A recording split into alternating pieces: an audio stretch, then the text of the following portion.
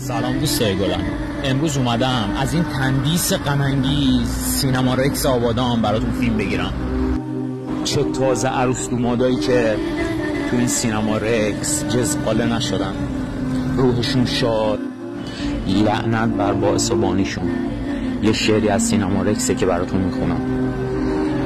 فاجعه آبادانو نمیشه از یاد برد، کدوم کافری دلش نسوخت و قصه نخورد، کدوم کافری دلش نسوخت و قصه نخورد.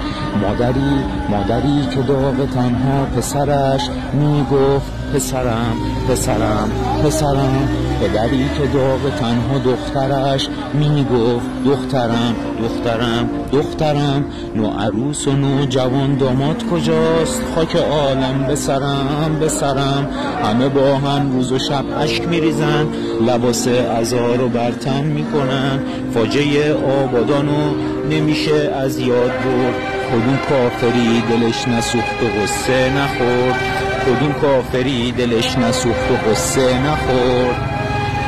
روحشون شاد. این پست رو جهت این گذاشتم که هیچ وقت سینما رکس از یادها فراموش نمیشه و همیشه یک غم سنگینی ته دلمون، ما مردم آبادان و ما مردم ایران، میمونه.